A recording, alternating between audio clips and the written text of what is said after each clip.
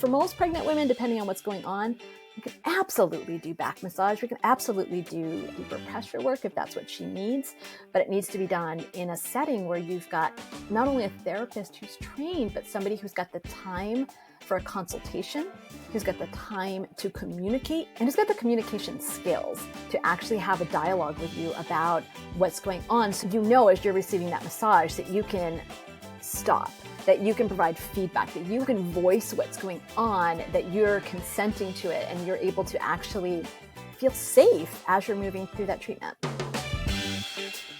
Welcome to the Birth Education Center podcast, hosted by myself, Care Messer, an entrepreneur, birth educator, and doula.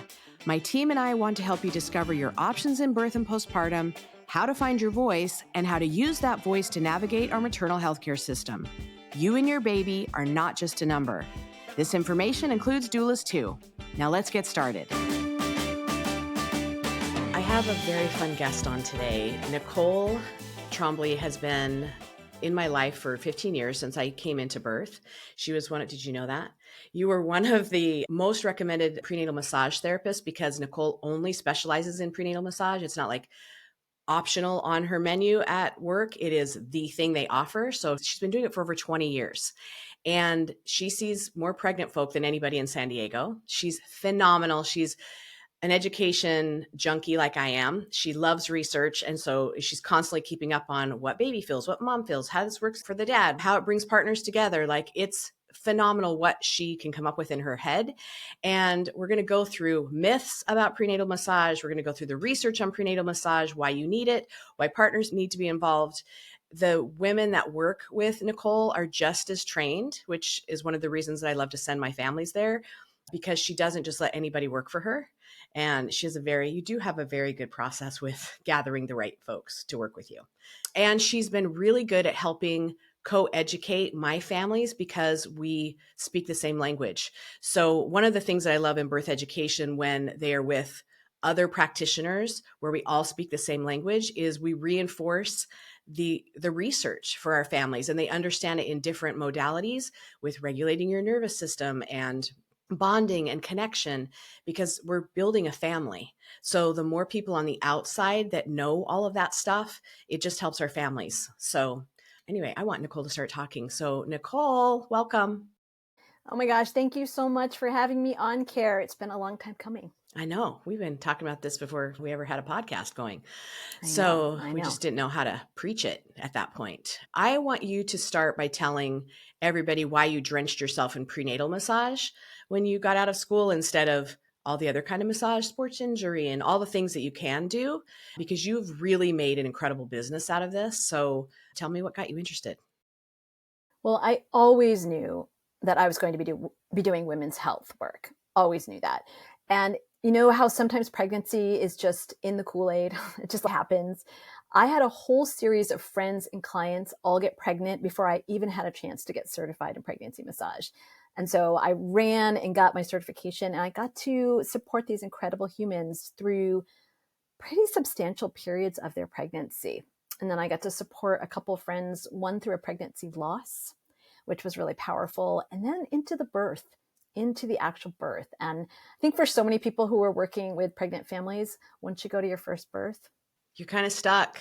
You're stuck. It's a powerful and beautiful experience. And yeah, there was no going back after that. I just kept going deeper and deeper. And so much of it for me starts with pain management, right? So people come in, they've got sciatica, they've got hip pain, low back pain. And so we work a lot with them on the biomechanical changes that are happening in their body. And then there's all this other stuff that comes with it in terms of nervous system regulation and preparing for the birth, that they feel like they're seeing us for physical reasons, but it's so much deeper than that. It's so much deeper than that. Like, I'm not recommending massage because I want their hips to feel better, although that's a secondary. Yes, I want their hips to feel better, but it is a slowdown. And that slowdown is going to help during postpartum, especially with my corporate families, because they have such a high pace and a high stress level that they need that slowdown to practice for when baby's here. And massage, acupuncture, chiropractic, all those modalities really support that. But massage gets them in touch with their body and how their body's feeling. And you need that during labor. And your partner needs to be witnessing that during labor. Yeah, I could go on and on. Yeah. All of those modalities help. Massage can be pretty unique in it because it's human touch and you're getting sustained touch for 60 minutes, 90 minutes, and it's absolutely powerful. 90 minutes. We want 90 minutes. If you're already there, you want that. I've never found a 60-minute massage to be enough. Once I'm there, I'm like, no, I don't want you to stop. And I will tell you, Nicole is one of the 2 people on the planet who can actually touch me where I'm relaxed afterwards. I have found that because I have a handicapped daughter and I'm lifting her all the time, I really guard my back because I'm so afraid that someone will go deep tissue on me and all of a sudden I won't be able to walk, because it has happened before. So Nicole, you just have, and your music that you used the last time, whatever that was, Yeah. it was trance-like. I felt like I was on a different planet. It was phenomenal. So just kudos to you. I really need to get back over there. But I do feel like what you offer is so different. And I think when people have not had good experiences with prenatal massage therapists, they need to keep trying, because there are master healers in that profession, as well as just people that do it as a job. And there's a difference. Yeah. And one of the things that we talk about at my business at Equilibria in our practice is that pregnancy massage is not just a massage that massages pregnant women. It's like a whole specialty, and it's not just about techniques. You think about how you create safety for that pregnant woman and that pregnant family in a different way. And so it's not just about, I'm getting a massage. No, you're getting a pregnancy massage. And there's all sorts of different types of considerations than just getting a standard massage at, a spa or a massage franchise. Massage franchise. I like how you left the names out. I have one in my head. I know. And I think they play an important role, but there's real limitations in terms of staffing and expertise. Yeah, definitely expertise. Can we start with education and research? I want to start with research. Tell me if babies understand they're getting a massage or if they feel the touch. Okay, this is actually a question that we get a lot from our clients, right? Because there you are in the massage table, and sometimes fetal activity increases a little bit. Mom is quiet. She's laying down at a time that she might not normally be laying down. And so she's wondering, like, does baby actually know I'm getting a massage? We don't actually know, but maybe baby does know. So there's a couple levels of evidence. There's certainly some physiological evidence that babies are impacted physiologically by massage. So some studies have been done where pregnant people have received 12 weeks of massage during their pregnancy, which is phenomenal. Like, Wow. sign me up, right? Yeah. I know, totally paid for by the research study. But they're short massages, 20 minutes a week over 12 weeks, something like that. And it makes sense to us that some of the results are that the pregnant person's cortisol levels and overall stress, reporting of anxiety is decreased. For some of these studies, postpartum, they've tested babies got better scores in general, but they've also tested baby's salivary cortisol, and baby has better scores than the control groups that didn't receive massage during pregnancy. Interesting. So physiologically, there's starting to be some evidence that baby does feel some of the stress-reducing impacts of massage. I mean, it makes sense. The hormonal impact would be drastically, if you're cutting cortisol, you're putting in more oxytocin. Yeah, and over that sustained period, right? And this isn't like you're going to the spa every week for 90 minutes, right? This is like 20-minute little massages, which is pretty cool. But the other level of evidence is actually a little more direct. It's more mechanical stimulation of baby. There's been a handful of studies on this where they're stimulating the pregnant person's body in a couple different ways. Foot massage, hand massage, the mother actually massaging her own abdomen. And then they're observing fetal activity mostly through like a 3D ultrasound. Like, what is baby doing?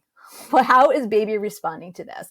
And baby responds, particularly during the 3rd trimester. So 2nd trimester, when babies feel touch. So in the abdominal massage. So when mom is massaging her own belly, baby is actually physically, I'm going to use the word disturbed, but it's not disturbed in the sense of like disruption. Like they're engaged. Yeah, right? When mom's belly is being massaged, the baby actually, 2nd trimester, doesn't do so much. 3rd trimester, baby engages. Baby starts going after that touch, and they respond by touching back. Oh, that's so cool. And if they're catching it on the ultrasound, even cooler. Yep. So the first way they touch is they touch into the uterine environment. So they might touch the placenta. They might touch the uterine wall. And then the other way they respond is through self-touch. So they'll actually start touching themselves. So heavily, they'll touch their face. They'll touch their own hands. Interestingly, they'll touch the nape of their neck. That's one of the most common areas that they touch on There's themselves. so many nerve endings there. Yeah, so they're responding to touch by touching back, and some of that self-touch. So I think that's really a powerful way to think about as you're just interacting with your baby and you're giving yourself an abdominal massage, even if you're just putting on lotion for stretch marks. It's a way for you to actually be interacting with baby. Well, and your visual of connection is going to go deeper because every time you touch, you're envisioning them touching the placenta, touching the wall, touching their neck, playing with their face, because all of that builds a visualization of real human, real connection. My baby, we're on this journey together. Because a lot of families have a hard time with that. A lot of families, and this would be really good for partners too, because they don't feel their ribs being kicked and the heartburn and all those things. I've had a lot of partners that say when they're 3, I'll probably bond with them, but it feels really weird when it's inside this belly and I don't. But Yeah. this would be a really good visual for them as they're touching to feel that baby's touching back, because they do kick and do all that kind of stuff when they feel more engaged in that 3rd trimester. Yeah, and absolutely, the research has actually also involved the partner, not just the pregnant person. The research has involved the partner, and with similar results in terms of baby responding to abdominal touch with touch. And even the kicking, the reaching out to the uterine wall, these are with baby's feet and hands, which are some of the most innervated parts of their body. So they're putting their most sensitive spots out to touch you back, because that's powerful. I think, a lot of us don't realize that next to our genitals and our lips, our hands have more nerve endings, like the most nerve endings. So they're 3rd in line. So as baby is touching back, that's really their most sensitive parts that they're offering. And which is why I like to encourage my families to do hand massage, because we're so used to giving with our hands and working with our hands and doing with our hands that we don't receive. We don't take time for the stimulation and the relaxation and the oxytocin that can come from those hand massages during Netflix and chill. When we're not doing the chill part, we're just doing the Netflix and a hand rub. So that's all we're up for. It's just as good. Maybe not for the partner, but it is for the pregnancy. No, and the skin on the lips, some of the genital skin, but hands and feet, palms of the hands, soles of the feet, is a particular type of skin called glabrous skin. And glabrous skin is the most innervated for sensory reception that we have in the human body. So yeah, all of those regions. How do you It's pretty say that? powerful. Glabrous, Glabrous. Glabrous. Ooh, I learned a new word. I like that. Yeah. Glabrous. Or non-hairy skin. Non-hairy Glabrous skin. Glabrous is a little more glamorous. Right? Yeah. Or yeah, I'll try and remember that. And the hairy skin, which is one of the techniques that I teach in class, if you do hover touch over that hair, especially for partners if they are extremely hairy, you literally get hair erections and you're dousing yourself in some oxytocin that you wouldn't be if you had just kind of gone in. They're very sensitive to that, which is why I think babies like tickle touch. And we like that as little kids, right? Oh, they love it. Yeah, at least the ones I've been with have always, it's easy to get them to go to sleep if you're lightly touching their face and their neck, right? Instead of, I don't know, I've never done that with a baby. I've done massage on their bellies and stuff like that and on their arms, but for sleep, it's always been a light tickle or playing with their hair, something like that. So talk to me about the benefits of massage during pregnancy. I know it's better sleep because that's one of the number one things that my families come back is like, finally, she's sleeping. I think it's a reduction in anxiety, but yeah, tell us all the benefits of what else touch can do for you during pregnancy. Actual prenatal massage. So studies that have looked at prenatal massage, not touch in general, but prenatal massage, have absolutely shown what you're saying, that women receiving prenatal massage consistently during their pregnancy have better sleep, reduced levels of pain, and specifically on their back, legs, and hips. They also have reduced levels of anxiety. And the really cool one, and I think this comes with reduced stress, reduced anxiety, is they have better labor outcomes. It's pretty cool, right? But it makes sense. So the two that have been measured the most have been less incidence of prematurity. So a longer gestational age before birth, and then a better birth weight. So there's less incident of a low birth weight from receiving regular massage in massage studies, right? Crazy. Yeah. Stress, right? Reducing stress. I mean, it makes sense on all the levels. And the back, I've heard some things about, these aren't people that have come to you, but I have heard families come back and say, I wasn't touched in that massage. I wasn't getting deep, anything on my feet, for one, no deep tissue on my back. Like I hurt so bad and I felt like I was just getting played with, tapped the whole time. How do you specialize with that particular person? Because I know you do intakes with them on what they're needing the most and how to actually touch them like you're actually giving them a massage instead of just gliding over their body. I mean, the first thing we actually always do in our intakes with our pregnant clients is, in addition to learning about their health, what is your massage history? We actually want to know what their massage history is, including their prenatal massage history, because it's really important for me to know if they went to a spa and the therapist told them, I can't massage your back because I don't want to put you into labor, or I can't give you a foot massage because I don't want to put you into labor. Neither of those are true. If that were the case, there would be a line going out your door because everyone would go to you to get that induction massage.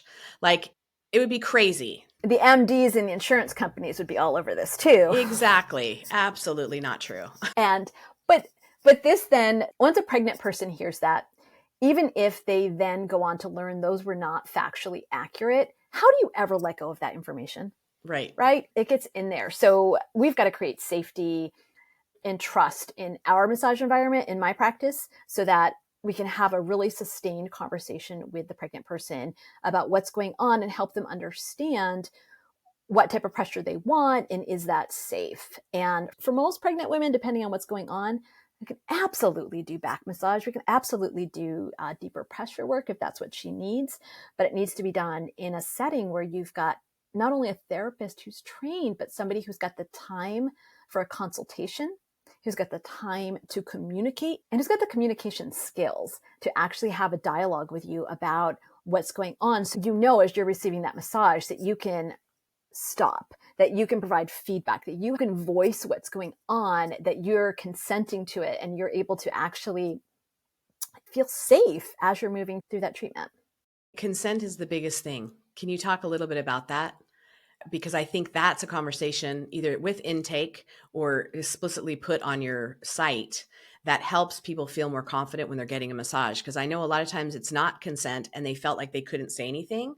And once again, part of co-education in finding your voice and self-advocacy is voicing that stuff during pregnancy. Massage is really difficult in terms of that, I think. So you've got a situation where you've got a therapist who is standing upright, fully clothed, holds all the information.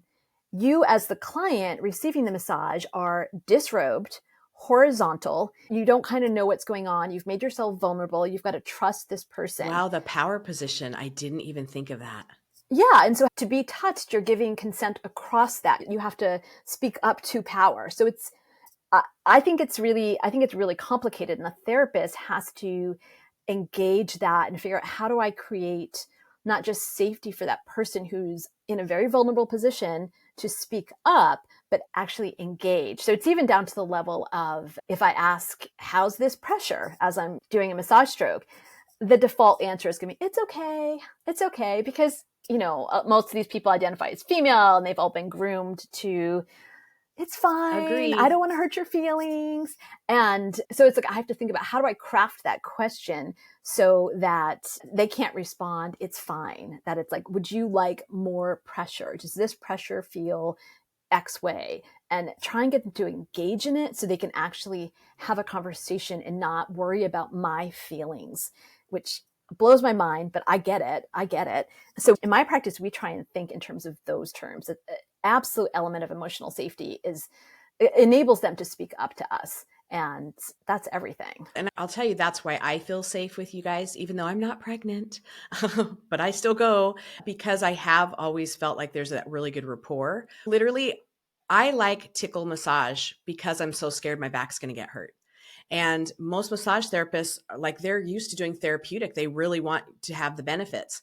I've been able to go to you and say, just give me that tickle massage. That's all I can handle because that's how I feel safe. And you're like, okay. And you can even go deeper on me now because I trust that. But I have not had that experience with other massage therapists. So I just wanted to say that. Very grateful to that. I think safety happens at the tissue level, right? So that you're feeling it in your back, that your back is not consenting to deeper pressure work, right? You have not consented to it. And so the therapist has to create the safety with their hands, not just the overall setting. And another thing I just thought of that my families have told me that they're going into their massage place to get an induction massage. And it's literally advertised by the massage therapist, which I'm thinking for industry wide, that's probably not a good thing to advertise an induction massage. Why would that work? Or why would they think that would work? 'Cause to me, I'm like, are they hitting pressure points or is it just to build up a lot of oxytocin to kick you over the threshold if you're at that point? Because are they doing acupressure points to do something or is it just to build that oxytocin right before to see if we can push your receptors into taking that oxytocin?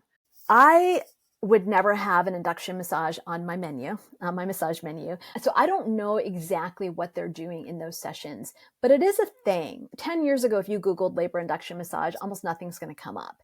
Today, you Google it, and a lot of people who specialize in pregnancy massage, you're going to see that on their menu. I'm assuming that they are working acupressure points that are known to promote labor. And I'm assuming perhaps maybe they're using some essential oils.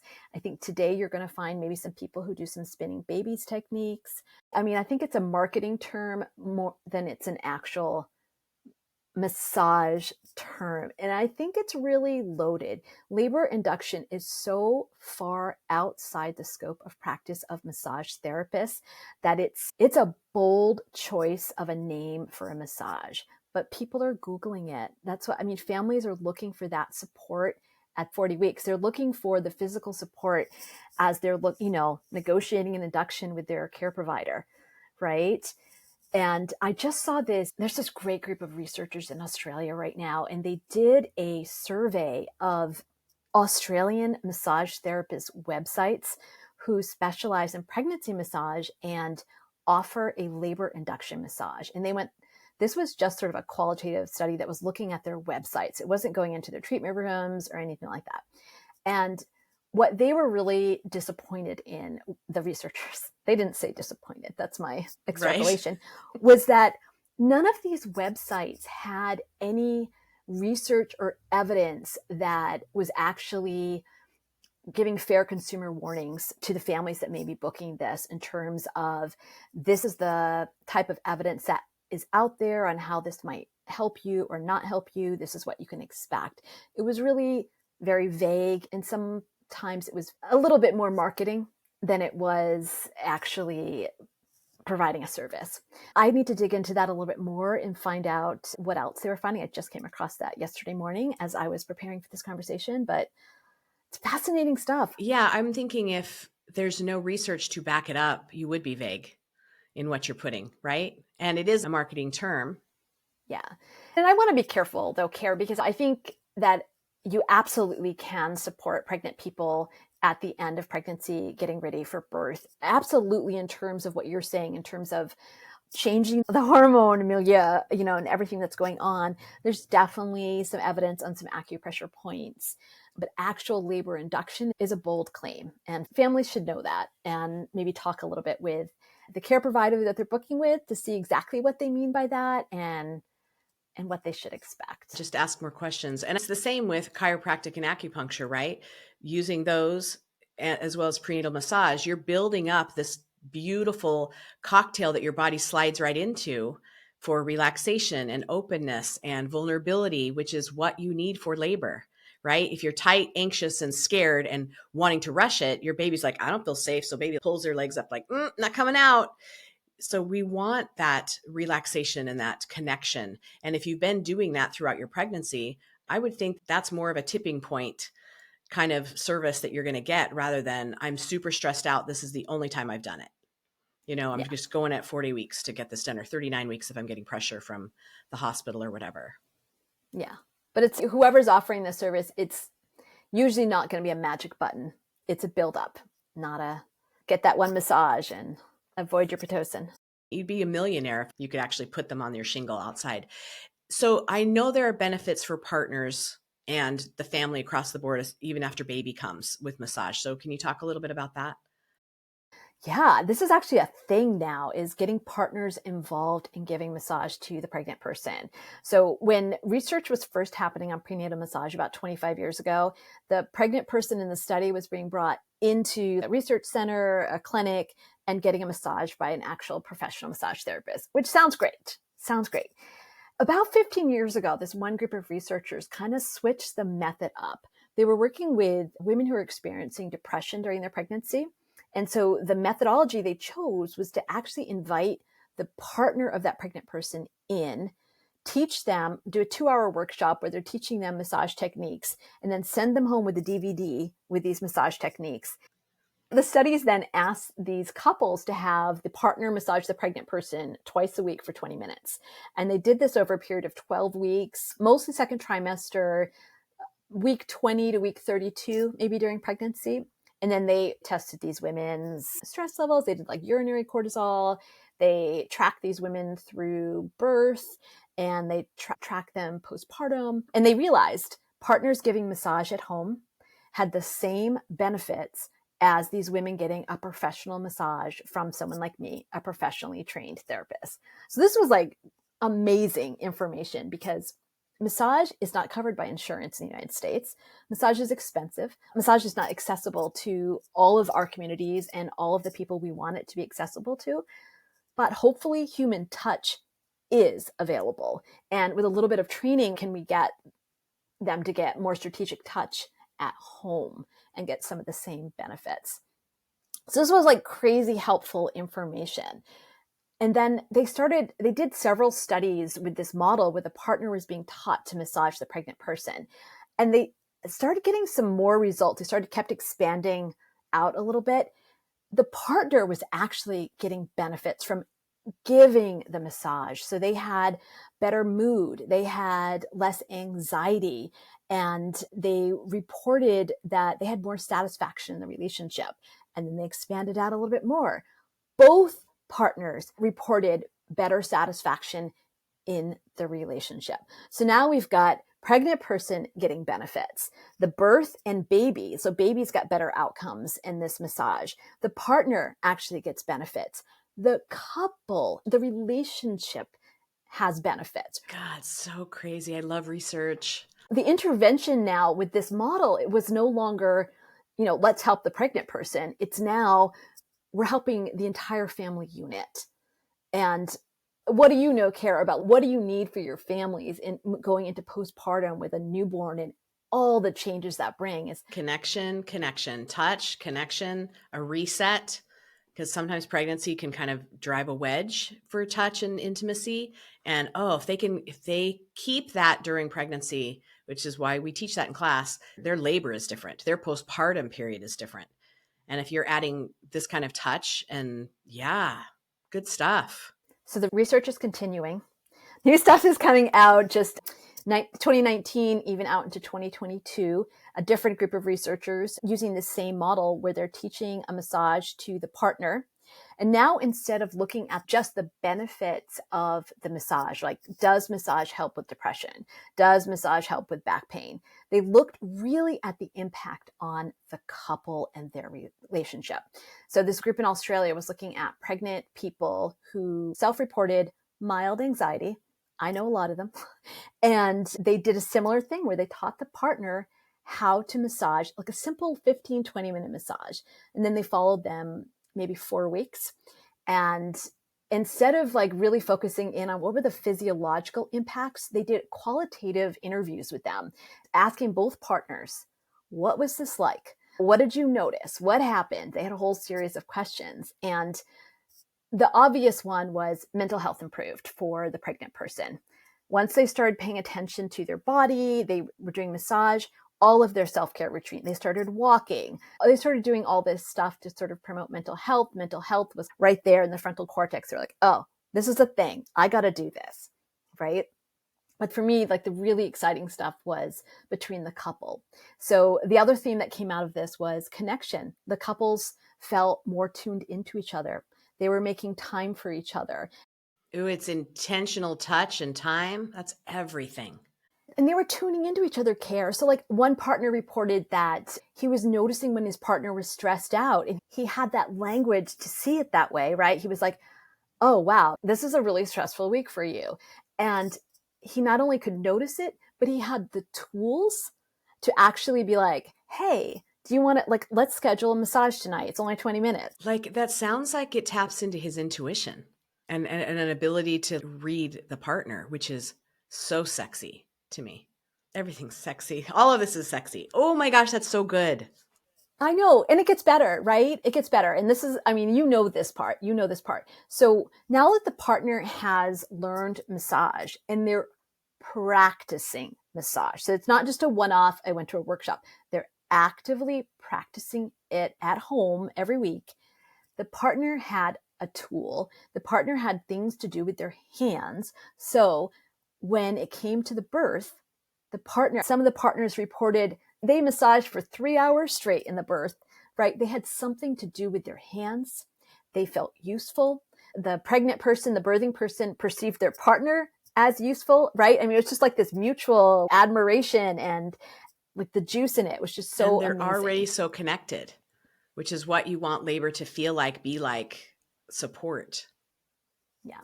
And then the couples also reported moving into the postpartum period that they absolutely saw massage now as a tool within the family. And this is not going out to a spa, people. This is like within the family that they now can use when people are stressed out, and they can connect into each other with, and it's only 15 minutes, right? It doesn't have to be this extended long project, right? That's for when you come in to see a professional. Oh, that's so great. Look at these Australians doing all this sexy research. Maybe I'm in the I wrong know. country. Maybe I need to move to Australia. I think it's really interesting. You know, there's also been a handful of research that's come out where giving massage is, I mean, I think personally as a professional, this is like my little secret. It's like, I love my job because it feels like I get to touch. And when I touch, I am being touched back, right? I know, don't tell my clients, right? But, you know, there's been this research that's looked at what happens physiologically to the person who's giving a massage. This one little study looked at retired volunteers who were massaging newborns, like some of them in the NICU, as medically safe. And the people doing the massage, these retired volunteers, were more relaxed. They had better benefits, short term and long term, from giving a massage to babies than actually receiving a professional massage. Right? I know, I'm going to put myself out of business here. I think you kind of are.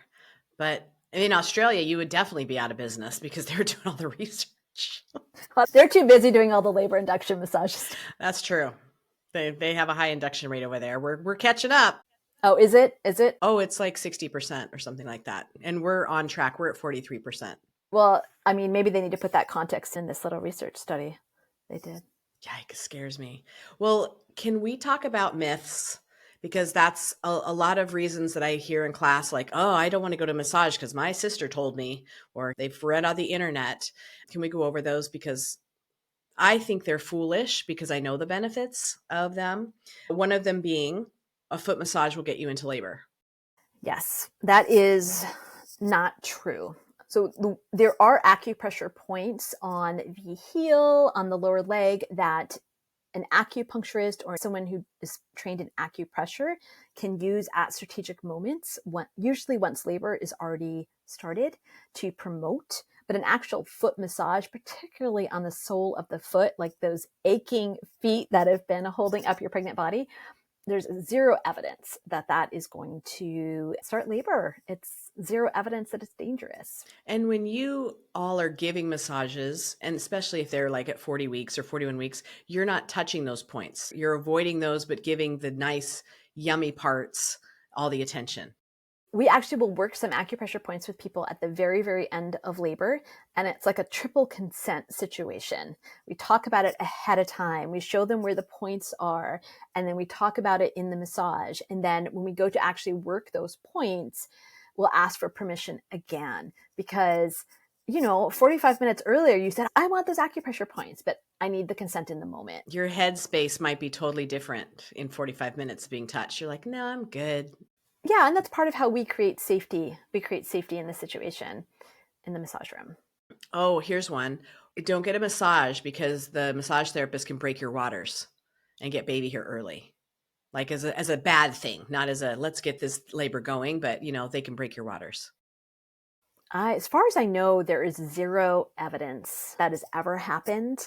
And how would you ever know that was actually the massage that did it? So I don't want to say that I've done 10,000 prenatal massages, but in 20 years full time, we're about at that number.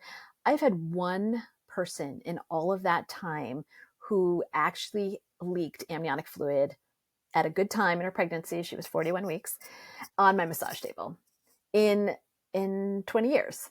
And so as far as I know, there's no evidence that has ever happened.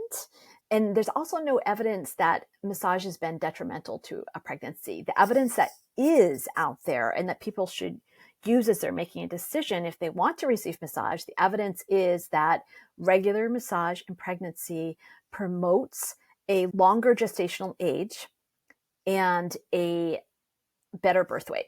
So the evidence that there is actually contradicts any threat to pregnancy. You're right. It would be a fluke and maybe that's the one water broke, 42 weeks on somebody's table. And then all of a sudden massage isn't safe. And it's a rumored, I heard this from, it's like, who Yeah. did it happen to? Can we talk to them? Like it's not anything like that. It is literally a myth. So, I was saying in our intakes, we spend a lot of time talking to people about their prenatal massage history. Have you gone to a spa? Have you gotten prenatal massage? What was it like? And so we get a lot of the stories about what people hear from their family and friends from Dr. Google, and what people also hear from massage therapists in other massage centers. Oh yeah, but that's some good information to hear what that's being said. It's fascinating, and none of it is really based on what actual evidence is out there, and a lot of it's just based in fears, in rumors, in sort of the larger sense that pregnancy and pregnant people are fragile. And oh yes, I've heard that a lot. Yeah, so we try and do a lot to just talk with our families and get them feeling safe about what they're doing. Talk them through every last detail if they need it. For, how are you going to be draped on the table? Every last detail, because they deserve to know. Yeah, so much information to sort through when you're pregnant. It's just another layer, but pregnancy massage, I'm still going to refer. It's like one of the best things that my families do for themselves. Is there any question that I haven't asked you that you would want families to know about, or anything that we haven't talked about today? I think there's one last myth that I hear all the time, that pregnant people, particularly people who have received massage before, and unlike you, Care, actually do want deeper massage, it is very commonly said out there that you cannot get deep pressure in a massage. In fact, a lot of MDs will actually give that information to their patients when their patients are inquiring about massage. And we're always educating our families that a massage therapist is not a machine, that when they approach your body, they turn a dial and it's going to be a certain pounds per square inch applied to your body, that you and your tissue get to consent to how much pressure is given in a massage. And when it's being responsive to your body, to your tissues, that deep pressure is absolutely safe during pregnancy. That's one of the ones we educate the most around, because we've got so many people who are looking to be touched, and light touch is not always as deeply engaging and satisfying to pregnant people as some of the deeper touch. It makes them feel fragile. They're used to what they're used to, and they're used to feeling a massage. And then all of a sudden they're getting what I like tickle seduction touch, which is my favorite. But yeah, they do feel like I'm not a glass object. And that has really turned them off from getting more touch. So yeah, thank you for addressing that, because it is safe during pregnancy. It is absolutely safe. It's beneficial, as we've heard today from all of the research. Can you tell people where to find you and about your membership program? Yeah, for any of your listeners who are here in San Diego, we have a massage clinic that's in the Bankers Hill area of San Diego. We're online at equilibriomassage.com. And for locals, we actually have a membership program where you can get a monthly massage membership so that you can get more sustained massage, not just during your pregnancy, but ideally postpartum as well, and kind of keep that touch going through that whole time period. Oh, so needed. So needed. Well, thank you for coming today, Nicole. And now we're going to have to do one for baby because, I yeah, I know. don't know why we didn't think about that. Well, we probably did think about it, but so thank you very much for telling our listeners today all about pregnancy massage. Thanks so much for having me. You bet. We will see you all next week. Thanks for joining us today. And remember, it's your body, your choice, and finding your voice is your power. Be sure to subscribe to our YouTube channel, follow us in all the places, and go to birtheducationcenter.com for our blog and more online education classes. And we'll see you next week.